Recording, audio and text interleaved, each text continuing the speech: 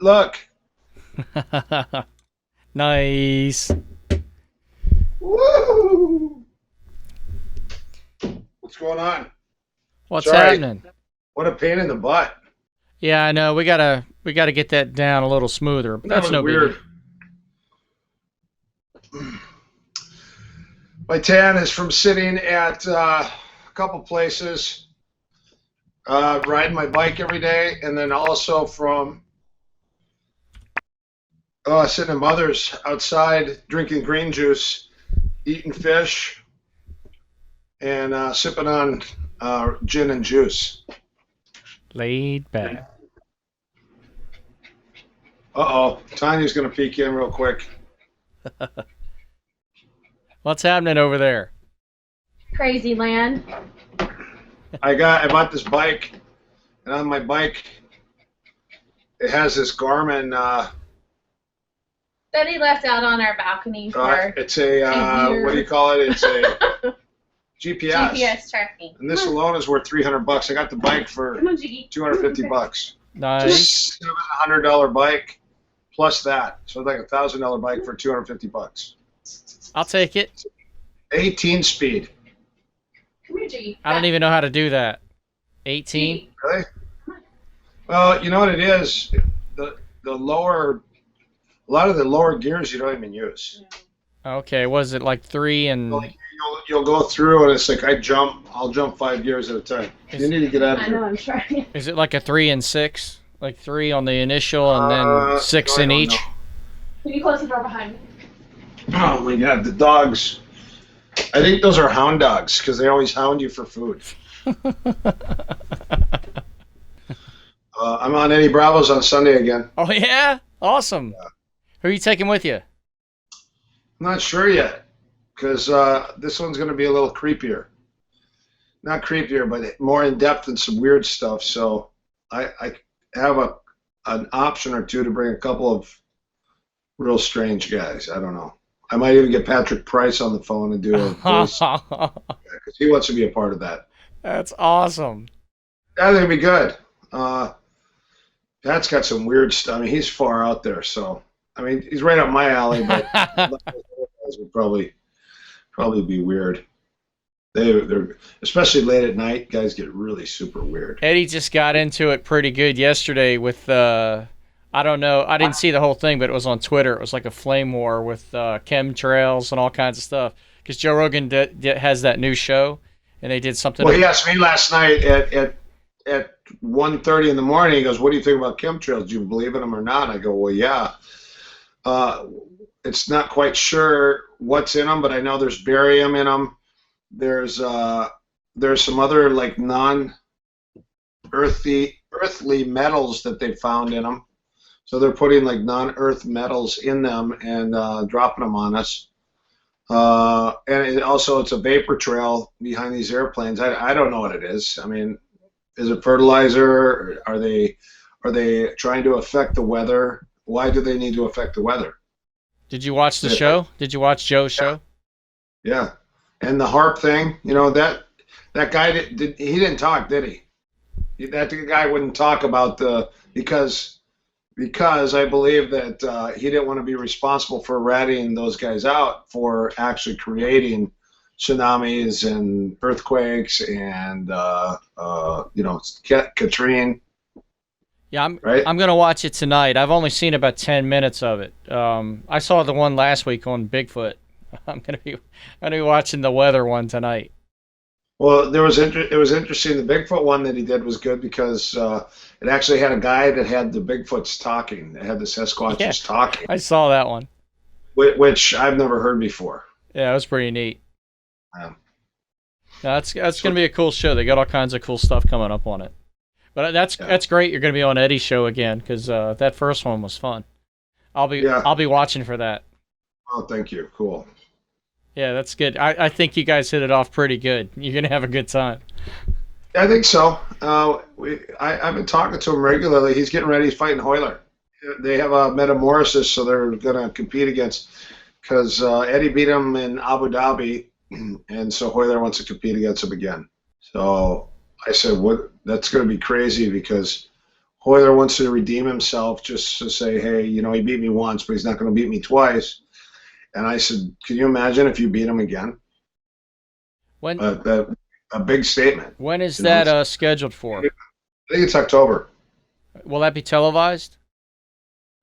Yeah, it'll be on the computer, and then it'll be live. It's like pay-per-view on the computer, though. Josh just took off. He's up in where'd he go? He went up to Colorado Springs to train for a week up in high altitude at the Olympic Training Center. Fighting August 31st. He's fighting Frank Mir in the UFC in Milwaukee. Sweet. Have you been working with him? Have you been working? Yes, I've been patting him twice a week. How's he looking? He's getting it back. His conditioning is actually really good right now. And I told him, I said, the biggest thing, and I told him, I said, we sit and argue about you running. I said, but if running is going to make that much difference, because most people don't run that are heavyweights, I said, it's going to put you over the edge. It's going to allow you to have a great game and do whatever you want to do, because you're going to be in exceptional shape, not just great shape.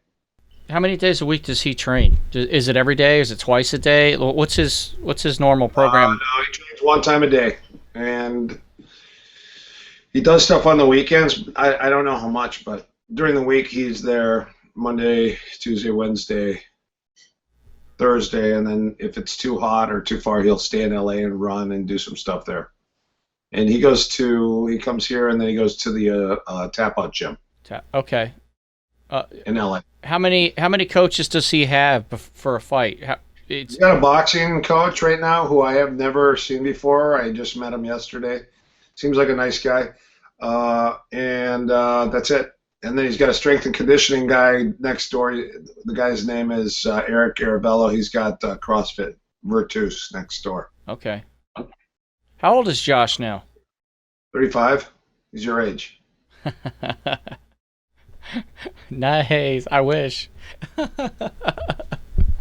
That's sweet. 35. Well, that's cool. Thanks for the inside scoop on that.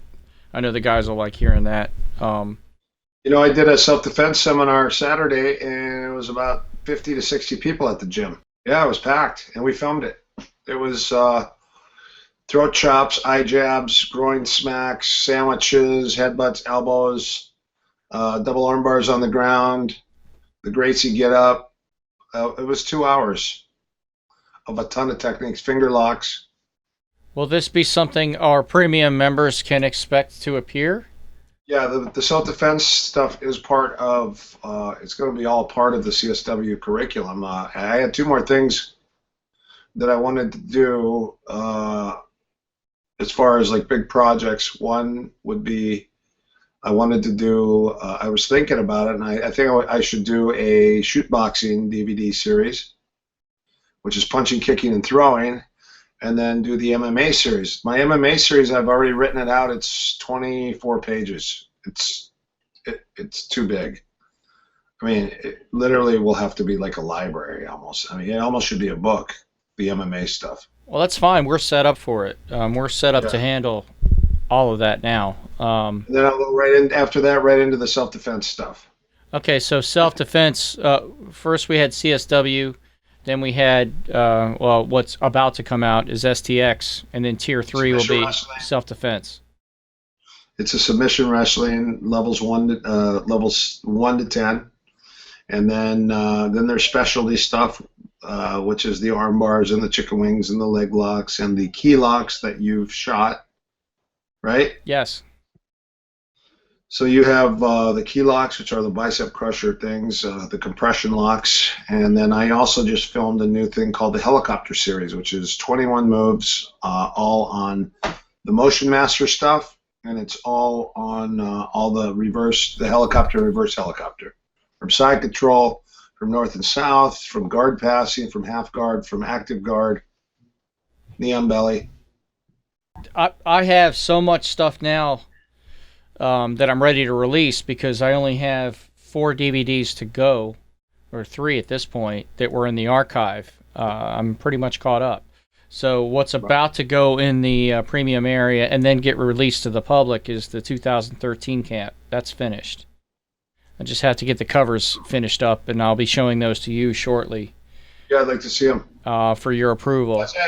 How does that Minnesota Twins shirt look on that? It looks pretty corny, right? No. I'm in there walking around with the Minnesota Twins shirt. Everyone's like, "What kind of shirt are you wearing?" That was only for a couple hours. Fool. That's only for a couple hours. Yeah, it was a comfortable shirt, and it was a hot day. So I had a couple of real quick questions for you from some of the guys. We've done a couple of other podcasts. I don't know if you've seen them, but the guys are pretty excited about it. They're going to go crazy that you're in here again.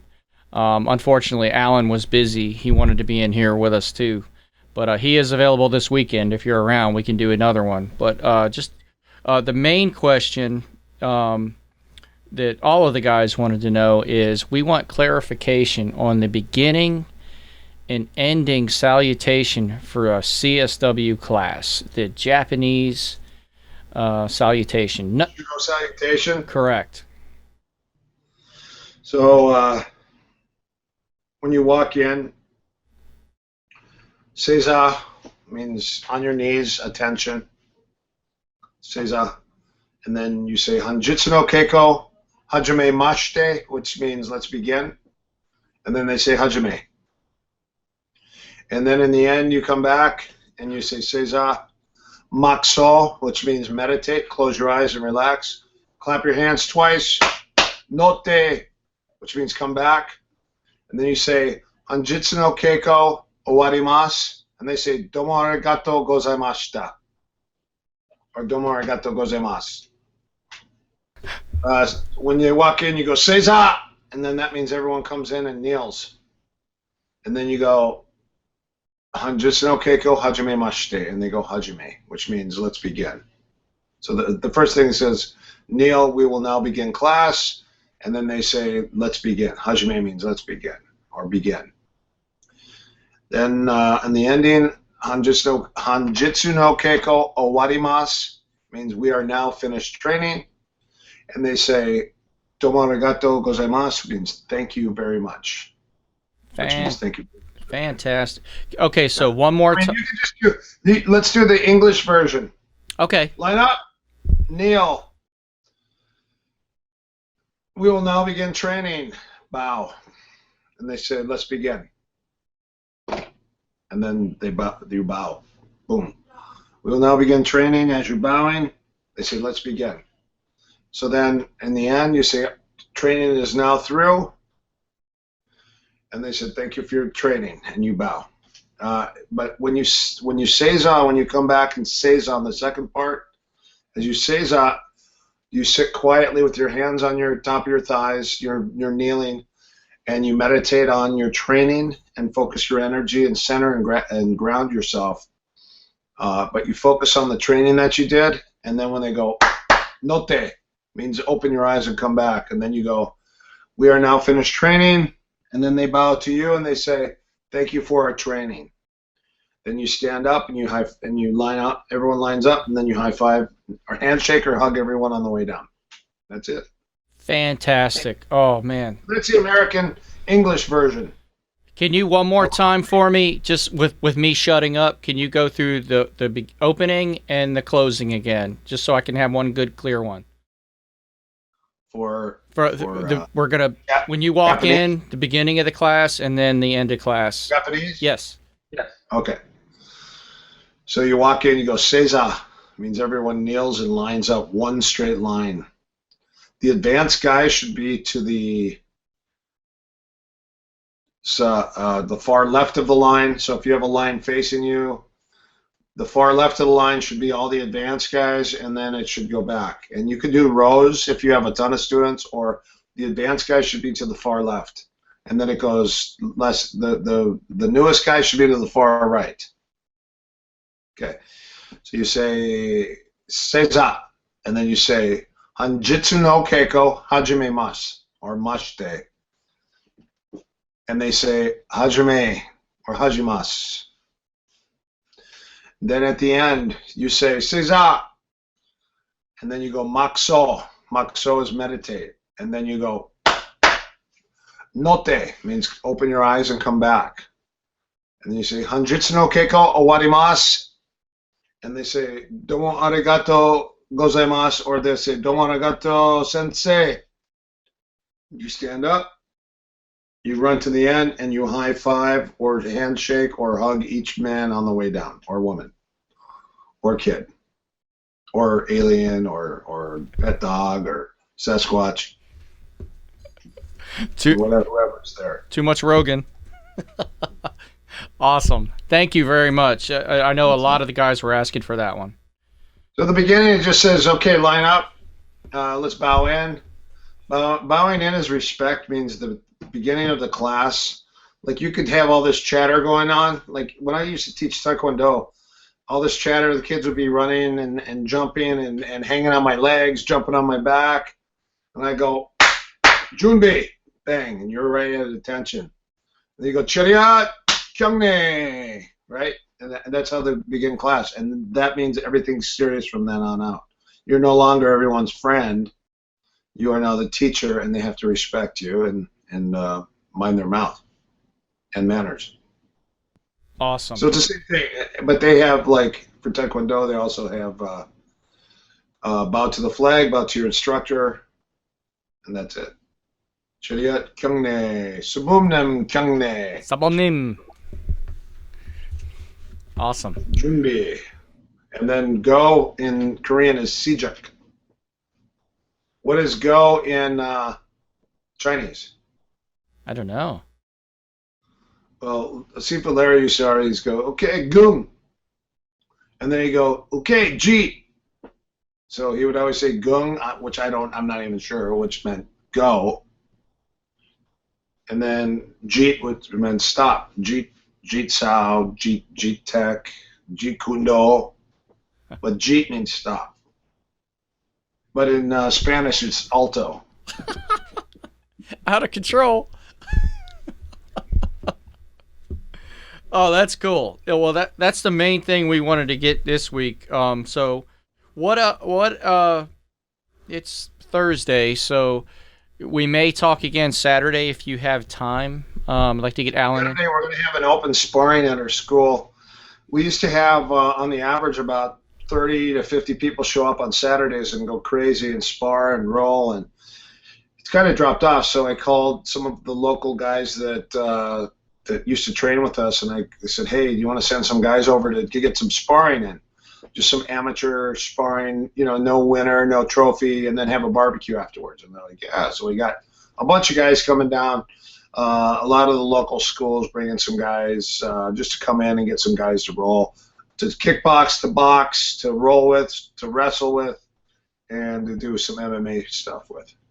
And a barbecue to follow always is good when you got the coals burning during training and everyone's smelling those fancy hot dogs or the extra lean burgers or even veggie burgers or salmon on the grill. You can have the salmon. You like salmon?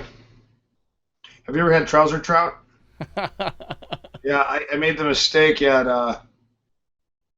I was in England and this lady goes, what would you have? What would you start with? And I go, do you guys have trouser trout? And she walked away just disgusted. And I go, how does she know what trouser meant? And they go, where do you think the word came from? I felt like an idiot. I thought you let me know that I felt like an idiot also. I was just surprised that they knew what trouser trout meant because I didn't think they knew what trouser meant. This guy goes, you dummy, where do you think the word came from? He's a lad wearing some trousers. Oh, what was that one? I was Irish. Yeah. Sounded more like Amish. Oh. Yeah, so can you see that?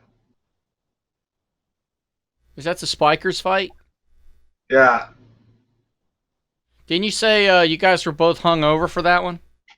I was hungover. He wasn't. He set me up with his buddy was a judoka, and he set me up. He said, hey, let's go get some dinner. You should come to my house. My wife will cook.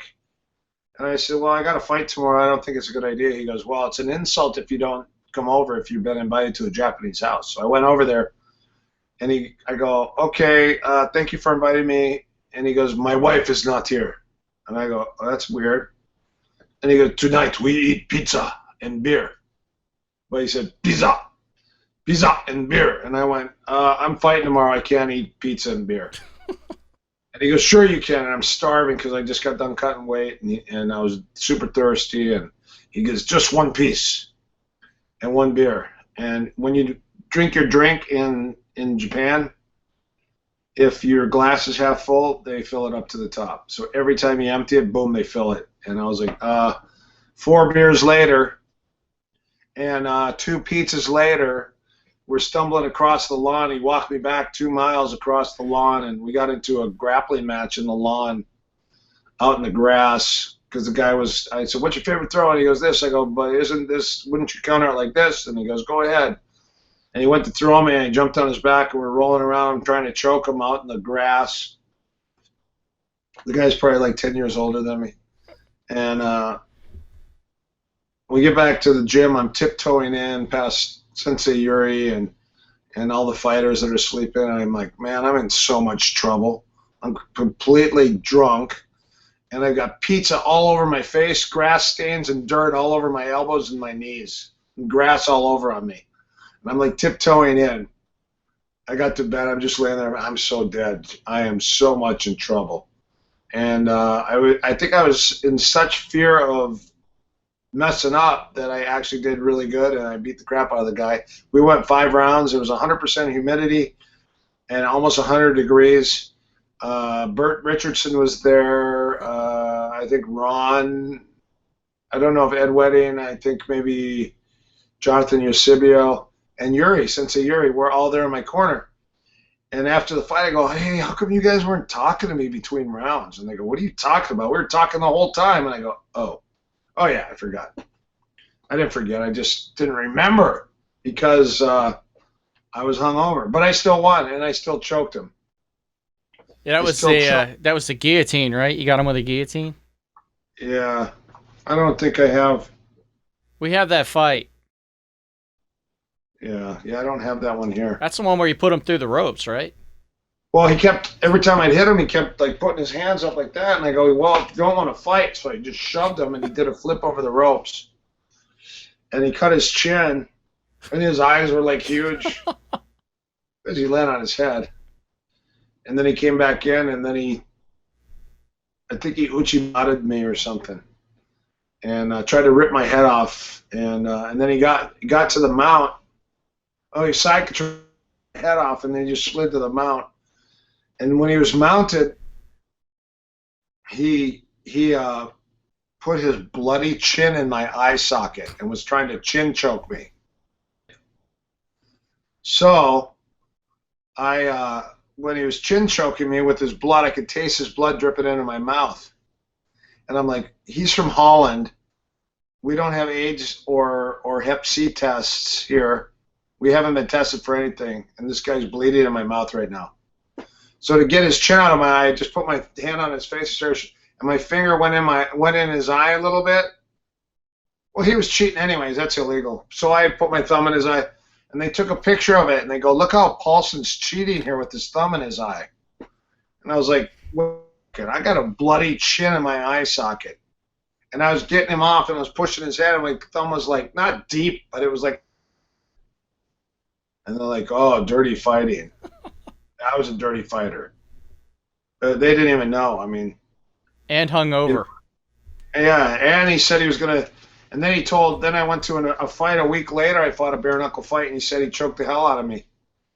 And then I showed up with a magazine and a video. I go, on the contrary, it was opposite. I actually choked him. And they said, and Bob Wall goes, it's not what I heard. And I go, oh, really? Here, look at the magazine. And he goes, well, your lack of experience is really going to show when you get in there and you fight, because you're one of the Lee Jun Fan trained guys, Jeet Kune Do, and they're like, Erik's experience is going to play a big part in this fight and how well he does because of his lack of experience. These guys had no idea what they were even talking about. And so my first fight, I fought Sean McCully with long hair and braided it up. And there was no submission. It was only striking.